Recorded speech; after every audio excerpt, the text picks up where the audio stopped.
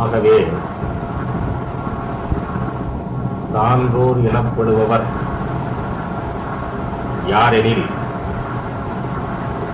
கல்வி, கேள்வி, அறிவு, ஒழுக்கம் ஆகியவற்றில் சிறந்து விளங்குகின்றவரையே சான்றோர் என்று குறிப்பிடுவர். மிக தெளிவாக திருவள்ளுவர் பெருமான் சான்றாண்மை என்ற அதிகாரத்திலே சான்றோரை பற்றி குறிப்பிடும்போது அன்பு, நான், ஒப்புரவு, கண்ணோட்டம், வாய்மையோடு ஐந்தும் சால்வு ஊன்றிய தூண் என்று குறிப்பிட்டுள்ளார். அன்பு, நானுடைமை, அறிவு, ஒப்புரவு, கண்ணோட்டம், வாய்மை முதலிய சீரிய உயர்ந்த நற்குணங்களை பொருந்திய ஒழுக்கமுடைய சீலர்களையே சான்றோர் என்று வழங்குகின்றார். மேலும் திருவள்ளுவர் பெருமான் சால்விற்கு கட்டளை யாதெனின் தோல்வி துளையல்லா கண்ணும் கொளல் என்ற ஒரு குறளிலும் மேலும் சிறப்பு சேர்க்கின்றார். சால்பு ஆகிய சான்றாண்மைக்கு உரைகள் ஒன்று இருக்குமேயானால் அது தோல்வி துளையல்லா கண்ணும் கொளல். உயர்ந்தோர் மாற்றம் கொள்ளும் தோல்வியை போல் தன்னிலும் கீழானவர்கள், எளிமையானவர்கள் ஆகிய ஒருவரிடத்தில் தன் தோல்வியை ஏற்கின்ற பக்குவத்தை பெற்றவர்களே சான்றோர் என்றும் குறிப்பிடுகின்றார். மேலும் கொல்லா நலத்தது நோன்மை, பிறர் தீமை சொல்லா நலத்தது சால்பு என்றும் குறிப்பிடுகின்றார். கொல்லா நலத்தது நோன்மை என்றால் எவ்வுயிரையும் கொல்லாமல் கொன்ற அவ்வுயிரின் உடலை ஊனை உண்ணாது மறுத்தலே சரியான நோன்பாகும் என்று குறிப்பிடுவது போல் பிறர் தீமை சொல்லா நலத்தது சால்பு, அதாவது பிறர் செய்யக்கூடிய தீமையை, தனக்கு ஒருவர் செய்யக்கூடிய தீமையை பிறரிடத்திலே சொல்லாது மறைத்தல். ஏன் அவ்வாறு சொல்லாது மறைப்பார் என்றால், அவர் அறியாமையினால் அல்லது ஏதோ ஒரு தன்னிடத்திலே உள்ள தத்துவ விகற்பங்களால் அப்படிப்பட்ட ஒரு தீமையை செய்துவிட்டார் என்றும், அவரை மன்னித்து அவர் நல்வழிபட வேண்டும் என்று உண்மையாக விரும்பி அவருக்கு தீமை செய்யாது, அதோடு மட்டுமல்லாமல் மற்றவரிடத்திலே அவர் செய்த தீமையை சொல்லாமல் தன் மனதிலே வைத்து மறைத்து விடுகின்ற ஒரு தன்மை சான்றோருக்கு மட்டும்தான் உரியது என்று குறிப்பிடுகின்றார். இத்தகைய சீர்பெற்ற சான்றோர்களுடைய உறவு ஒருவனுக்கு கிடைக்குமேயானால் அவன் எத்தகைய பேறு பெற்றவனாக இருப்பான் என்று எண்ணி பார்க்க வேண்டும். அந்த பேரு அவனுக்கும் கிட்டும். அதனால் சான்றோருடைய உறவு தலை சிறந்த உறவு என்று பேசப்படுகிறது. சாதாரணமாக படித்தவர்கள், கல்விமான்கள், மிகப்பெரிய பதவியிலே இருக்கக்கூடியவர்கள், சமூகத்திலே சீர்திருத்தவாதிகள், தொண்டாளர்கள் இப்படி பல்வேறு பொறுப்புகளிலே இருக்கக்கூடிய பெருமக்களுடைய உறவு என்பது ஒரு மனிதனுக்கு வாழ்க்கையிலே அவசியம் வேண்டும் என்று நினைப்பார். ஆனால் சான்றோர் உறவு போல் இவர்களுடைய உறவு துணை நிற்குமா என்றால் இருக்காது. ஏனென்றால் சான்றோருடைய உறவு அவர்களுக்கு மிகவும் வழிகாட்டியாகவும் ஒரு பலமாகவும் இருப்பதோடு அல்லாமல் பெருமைக்குரியதாகவும் விளங்கும். ஆனால் மற்றவர்களுடைய உறவு வெறும் போலித்தனமான ஒரு ஆடம்பரம் வாழ்க்கைக்கு உகந்த சமுதாய அந்தஸ்துக்கு இடமான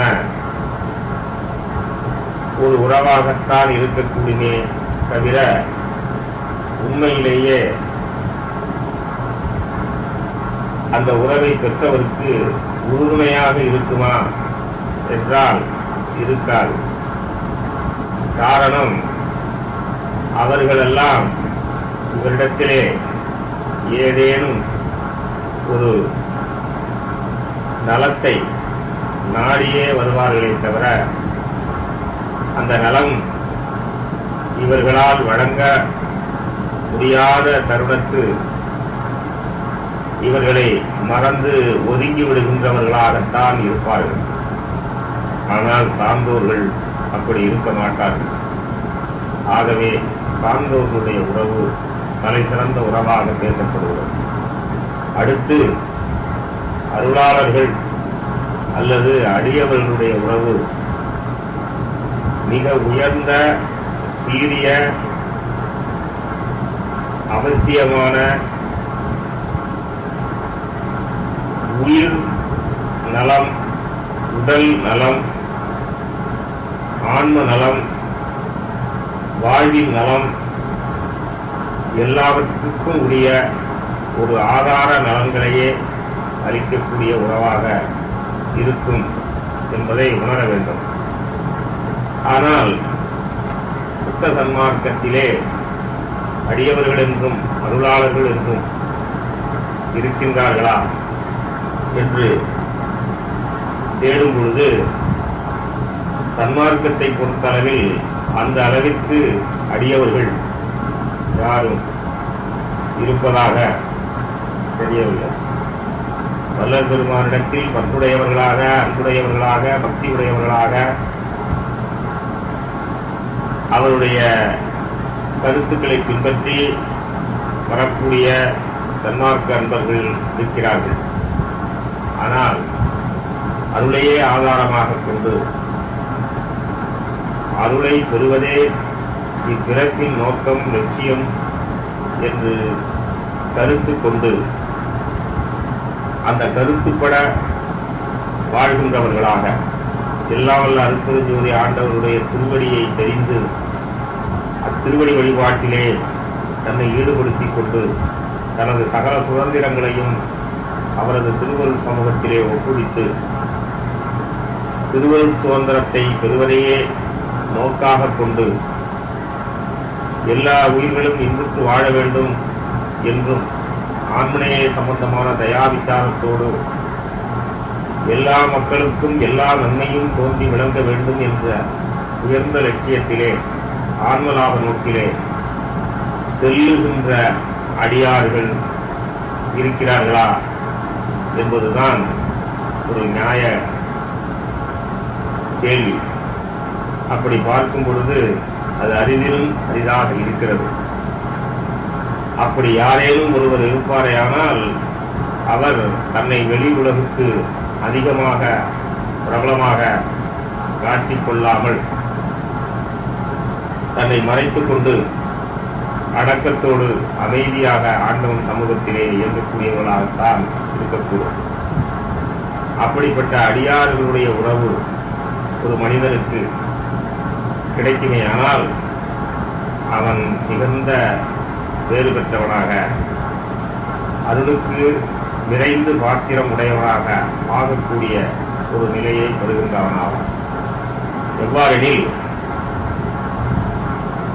அடியவர்கள் என்பவர்கள் ஆண்டவனுடைய திருவடியை சதா சிந்தித்துக் கொண்டு இருப்பவர்கள். சன்மார்க்கத்திலே ஒளிநெறியிலே ஆழ்ந்து சென்று அனுபவம் பெற வேண்டும் என்று விரும்புகின்றவர்கள். அந்த வகையிலே அவர்கள் அறிவு விளக்கமும் ஆன்ம விளக்கமும் பெற்று அந்த அடிப்படையிலே எல்லாரும் அந்த நலத்தை பெற்று உய்ய வேண்டும் என்ற விருப்பத்தோடு பாடுபடுகின்றவர்கள். கொலை என்பது புறத்தில் மட்டுமல்லாமல் அகத்திலும் அது விளங்க வேண்டும் என்ற சாதகர்களாக அவர்கள் திகழ்கின்றவர்கள். அப்படிப்பட்டவர்களுடைய உறவு ஒரு சன்மார்க்க அன்பருக்கு கிடைக்குமேயானால் அவருக்கு எத்தகைய நேர்மை நிலை அதிலே கிட்டும் என்பதை நாம் இங்கே தெளிவுபட கூறியாக வேண்டும். அதாவது, ஒரு சம்சாரி வாழ்க்கையிலே அவன் பெருமான் வழியிலே, அதாவது சன்மார்க்க பாதையிலே, ஒளி நெறியிலே, ஒளி வழிபாட்டிலே பெருமானை பின்பற்றி வாழும் பொழுது ஆண்டவருடைய அருளுக்கு உரியவராக, பாத்திரமுடையவராக அவர் விளங்கி ஆக வேண்டும். அதற்கு இந்த இக வாழ்க்கையை பொறுத்தளவில் எந்த விதமான தடையும் வராது ஆண்டவர் சமூகத்திலே அந்த சிந்தனையிலே அவர் உழைத்திட வேண்டும், கருத்தை செலுத்திட வேண்டும். அதற்கு தக்க வகையில், ஏற்ற வகையில் உறுதுணையாக உடனிருந்து காக்க வல்லவர்களே அடியவர்கள். சதா அவர்களுடைய நலத்திலே பங்கு கொண்டு அவருடைய மேன்மைக்காக, வாழ்வுக்காக, லாபத்திற்காக அவர்கள் விளக்கம் பெற்ற ஆன்மாக்களாக வர வேண்டும் என்பதற்காக ஆண்டவர் சமூகத்திலே சதா அவர்களை பற்றி சங்கல்பம் செய்து கொண்டிருக்கக்கூடியவர்கள் அடியவர்கள். அவ்வப்போது அவர்களுக்கு ஐயங்கள் ஏற்படும் பொழுது அல்லது ஏதேனும் இடர்கள், தடைகள் ஏற்படும் பொழுதெல்லாம் அந்த இடர்களையும் தடைகளையும் தவிர்க்கின்ற வகையிலே அந்த ஐயங்களை போக்கி அந்த இடர்கள் வராத வகையிலே அவர்களுக்கு வாழ்க்கைக்கு வேண்டிய அனைத்து நிலைகளையும் எடுத்து சொல்லி வழிகாட்டக்கூடியவர்களாக, உறுதுணையாக இருக்கக்கூடியவர்களாக விளங்குவார்கள். மேலும் மனதிலே தோன்றுகின்ற விகற்பங்கள், வேறுபாடுகள், அதனுடைய ஏற்றத்தாழ்வுகள், அதனுடைய சோர்வுகள், குழப்பங்கள், கவலைகள், சலனங்கள், சஞ்சலங்கள் முதலியவற்றையெல்லாம் அவ்வப்போது அவர்களால் எடுத்துச் சொல்லப்படும் சுத்த சன்மார்க்க சத்திய விளக்க நிலைகளை கொண்டு அவர்கள் அதை தவிர்த்து வாழக்கூடிய ஒரு நிலையை அவர்கள் அடைவார்கள். அது மட்டுமல்ல, பல நூறாயிரம் பேர் பக்க பலமாக இருந்தாலும், எத்தனையோ உறவுகள், சொந்தங்கள் துணையாக இருந்தாலும், பல லட்சங்கள் பணமாக, பொருளாக இருந்தாலும், இவற்றை எல்லாவற்றையும் விட ஒரு அடியவருடைய துணை மட்டும் ஒரு மனிதனுக்கு கிட்டுமேயானால் ஏற்கனவே சொன்ன அவைகளெல்லாம் செய்ய முடியாத லாபத்தை, விளைவை அவருக்கு உண்டாக்கி கொண்டே இருக்கும். அப்படிப்பட்ட அடியார்களுடைய உறவு கிடைப்பது அரிதிலும் அரிது. அப்படிப்பட்ட அடியார்களுடைய உறவு ஒருவருக்கு கிடைக்குமேயானால் அதை எந்த வகையிலும் இழந்து விடாது போற்றி பாதுகாத்துக் கொண்டு தன்னை வளர்த்துக் கொண்டு தன் ஆன்ம பலத்தை பெருக்கிக் கொண்டு அவர்கள் அதற்குரிய நிலையிலே தன்னை ஈடுபடுத்திக் கொண்டு மேலே வர வேண்டும். மேலும் அடியவர்கள் சன்மார்க்க சாதகர்களாக இருக்கக்கூடியவர்களாதலால் திருவருட்பாவிலே சொல்லப்பட்டிருக்கின்ற அருள் இன்ப வாழ்வுக்கு உரிய அனுபவங்களை எல்லாம், அக விளக்கங்களை எல்லாம் அவரது உறவை பெற்றுக் கொண்டிருக்கின்றவர்களுக்கு அவ்வப்போது எடுத்து சொல்லுகின்ற பொழுது அவர்களுடைய தத்துவங்களில் உள்ள புதுசுகள் படிப்படியாக நீங்கி பலம் பெறுவார்கள் என்பது சத்தியம். மேலும் அவர்கள் நலத்தில் சதா கண்ணும் கருத்துடையவர்களாக அடியவர்கள் இருக்கின்ற காரணத்தினால் அவர்கள் எப்போதுமே நலத்தோடும் பலத்தோடும் பேணி பாதுகாக்கப்படுகின்றவர்களாக விளங்குவார்கள். அத்தகைய பெரியவர்களைத்தான், அடியவர்களைத்தான் திருவள்ளுவர் பெருமானும் பெரியார் பெரியவர் என்று குறிப்பிடுகிறார். செயற்கு அரிய செய்வார் பெரியர், சிறியர் செயற்கு அரிய செய்கையிலாதார் என்ற குறளின் மூலம் பெரியர் என்றும் சிறியர் என்றும் விளக்கம் தருகின்றார். செயற்கு அரிய செய்வார் பெரியர் என்றால் இந்த உலகத்தில் புறத்திலே யாரும் செய்யாத அதிசயங்களை செய்து விடுவதோ அல்லது சொத்துக்களை செய்து விடுவதோ அல்லது விரமிக்கத்தக்க செயல்களை செய்து விடுவதோ அல்ல.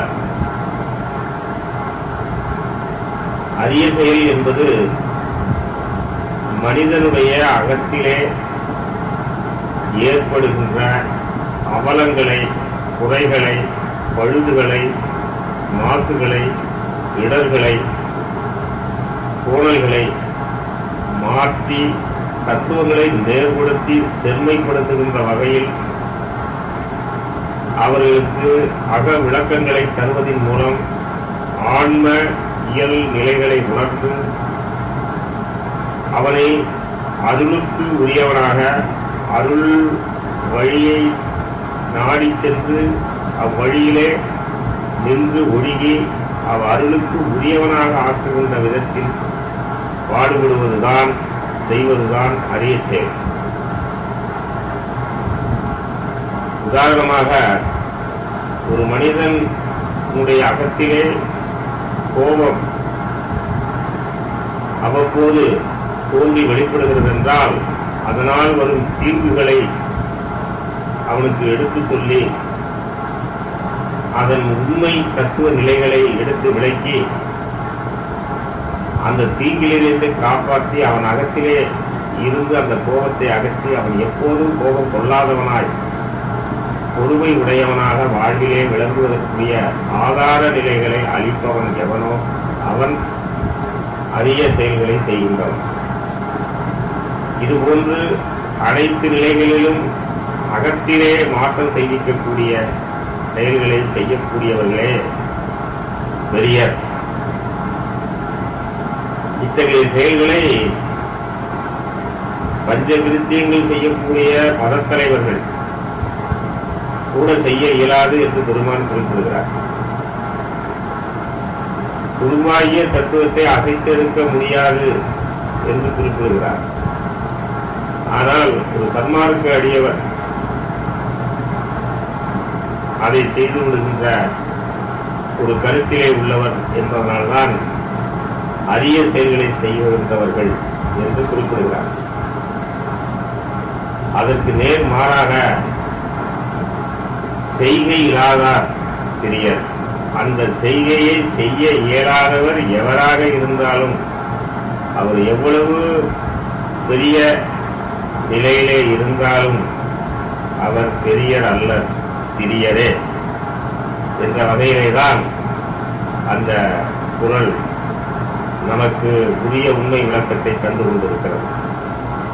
அத்தகையோருடைய உறவு மிகவும் உயர்ந்த உறவாக,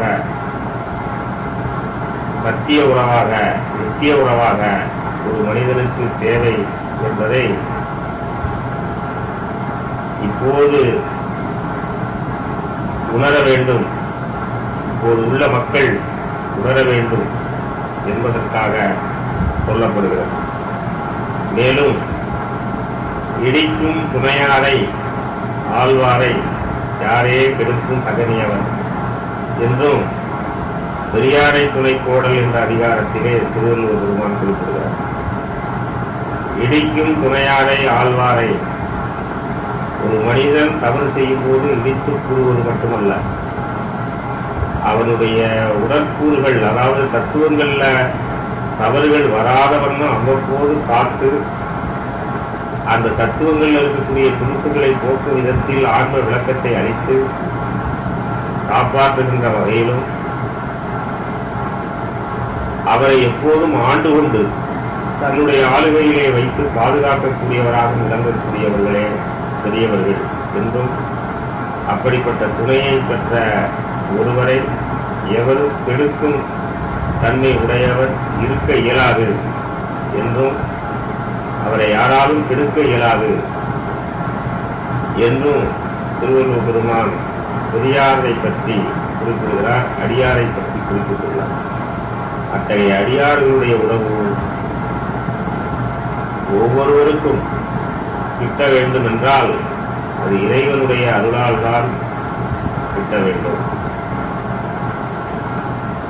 ஆகவே சான்றோர்களுடைய உறவு, பெரியவர்களுடைய உறவு, அடியார்களுடைய உறவு என்று இப்படிப்பட்ட உறவுகளில் ஒரு மனிதன் வாழ்வானேயானால் அவனுடைய வாழ்வு தாழ்வில்லாத வாழ்வாக, நிலைப்பட்ட வாழ்வாக, நித்திய இன்பத்தை தாங்கி நிற்கின்ற வாழ்வாக விளங்கக்கூடும் என்பது இந்த உறவுகளும் சன்மார்க்கமும் என்ற பொருளிலே நாம் இதுவரை தந்துள்ளோம்.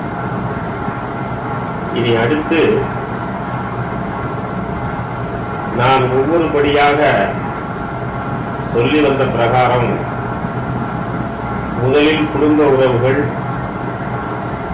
அடுத்து சமுதாயத்திலே பழகுகின்ற தொழில் சம்பந்தமான உறவுகள், அடுத்து பெரியவர்கள் அடியவர்களுடைய உறவுகள் என்று 3 வகையாக பிரித்து சொல்லி வந்தேன். அந்த அடிப்படையிலே இப்போது மறுபடியும் அந்த 3 விதமான அடிப்படையிலேயே சில செய்திகளை அடுத்தபடியாக சொல்லுவதற்கு கடமைப்பட்டிருக்கின்றன. முதற்படியாகிய குடும்ப உறவுகளை பற்றி, அந்த குடும்ப உறவுகள் சன்மார்க்க நெறியை பின்பற்றி வர வேண்டுமானால் எத்தகைய பணிகளை ஆற்ற வேண்டும், எப்படி ஒருவன் இருக்க வேண்டும் என்றெல்லாம் ஏற்கனவே சொல்லப்பட்டது. இப்போது பொதுவான இவ்வுலகுக்கு உரிய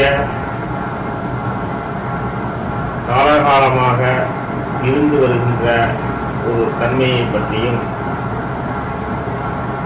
அவைகளை கருத்தில் கொண்டு வாழ்கின்ற வாழ்க்கை முறையை பற்றியும் சில கருத்துக்களை சொல்ல விரும்புகிறேன்.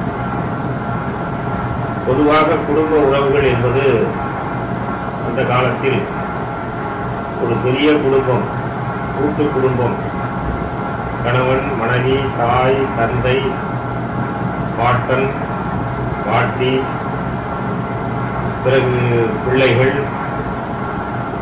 இன்னும் பெரியப்பா, சிற்றப்பா, இது போன்ற சூழலில் மாமன், மாமி, இது போன்ற சூழலில் மிகப்பெரிய குடும்பமாக வாழ்ந்து வந்திருக்கிறார். காலப்போக்கிலே அந்த மாதிரி குடும்பங்கள் எல்லாம் இப்போது இல்லை. பெரும்பகுதி தனி குடும்பங்களே சிறந்த குடும்பங்களாக விளங்க முடியும், வாழ முடியும் என்ற ஒரு வகையிலே நவநாகரிக உலகத்திலே விஞ்ஞான அறிவியல் முன்னேற்ற நிலைகளுக்கு ஏற்ப இந்த குடும்ப உறவுகளும் மிகவும் சுருங்கி போய் தனி குடும்பங்கள் என்ற அளவிலே இப்போது வந்து கொண்டிருக்கிறது. இருந்தாலும் உறவு என்று சொன்னாலே அதிலே மற்றொன்று பகை என்ற ஒன்று அதனுடைய எதிர் சொல்லாக பொருளாக வந்துவிடுகிறது. உறவு இருக்கும்போது பகை என்ற ஒன்று இருக்கத்தானே வேண்டும். பகை என்ற ஒன்று இருக்குமே, ஆனால் உறவு என்ற ஒன்று இருக்கத்தானே ஆக வேண்டும். அப்படி பார்க்கும்போது இந்த உறவு என்றும் பகை என்றும் இந்த இரண்டுக்கு நடுவிலே பொருள் என்ற ஒன்று அல்லது பணம் என்ற ஒன்று வந்து விடுகிறது. இந்த உறவை வளர்ப்பதும் அல்லது உறவை உண்டாக்குவதும் அல்லது பகையை வளர்ப்பதும் அல்லது பகையை உண்டாக்குவதும், இது இரண்டுக்கும் இடைப்பட்ட வகையிலே இந்த பொருள், பணம் என்ற ஒன்றுதான் மையமாக இருந்து இயக்கி வருகிறது என்பதை அன்றிலிருந்து இன்று வரை எவராலும் மறுக்க முடியாத, மறைக்க முடியாத ஒரு உண்மை கூற்று. பானையிலே சோறு இருந்தால் பூனைகளும் சொந்தமடா, சோதனையை பங்கு வச்சா சொந்தமில்லே பந்தமில்லே என்று கண்ணதாசன் ஒரு பாடலிலே கூறுகின்றான். அதுபோல பொருள் சேர்ந்து செல்வாக்கோடு வாழும் தருணத்தில் அவனிடத்திலே உறவுகள் வந்து கொஞ்சம், அதே நேரத்தில் பொருளானது தேய்ந்து வறுமை ஏற்படும் காலத்தில் உறவுகள் பிரிந்து போய்விடும். இதை எல்லோரும் அறிவார்கள்.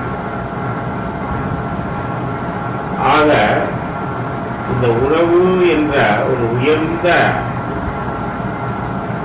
ஒரு தன்மையை, நிலையை மனிதனுக்குள்ளே ஏற்பட்டு சிறந்து விளங்க வேண்டிய ஒரு நிலையை எவ்வளவு ஒரு தாழ்வான, கொஞ்சமும் மனித தன்மைக்கு பொருந்தாத வகையிலே, சற்றும் மனசான்றுக்கு ஏற்புடையதாக இல்லாத வகையிலே இந்த பொருளானது அந்த உறவுகளை கெடுத்து விடுகிறது என்பதை நாம் எண்ணி பார்க்க வேண்டும்.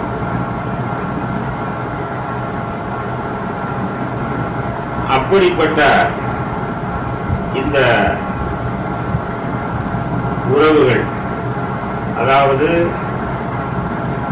பொருளால் வருகின்ற உறவுகள் எல்லாம் சன்மார்க்கத்தை பின்பற்றி, ஒளிநெறியை பின்பற்றி வள்ளல் பெருமான் வழியிலே உறுதியாக நின்று அவருடைய அருளை பெற்று வாழ வேண்டும் என்ற சன்மார்க்க நெறியிலே இருக்கக்கூடிய அன்பர்களுக்கு இது போன்ற உறவுகள் தேவைதானா? என்ற ஒரு நியாயமான கேள்வி எழத் தொடங்குகிறது. அப்படி பார்க்கும் பொழுது இந்த உறவுகள் எல்லாம் உள்ளபடியே அவனுக்கு அவசியமில்லாத உறவுகளாக, தேவையில்லாத உறவுகளாக போய்விடுகிறது. அவன் நாட்பட பெருமானாருடைய நெறியிலே நின்று ஒழுகும் காலத்தில் அவனுடைய திருவருளுக்கு அவன்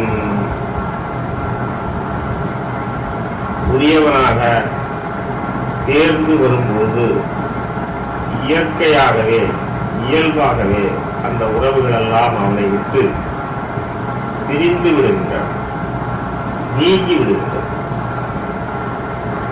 பிறகு யார் அவருக்கு உறவாக இருப்பார்கள் என்றால், சன்மார்க்கத்தை பொறுத்த அளவில் அருட்பெருஞ்சோதி ஆண்டவர் ஒருவர்தான் உறவை தவிர வேறு யாரும் ஒரு அன்பருக்கு, சன்மார்க்க அன்பருக்கு உறவாக இருக்க முடியாது, இயலாது. இது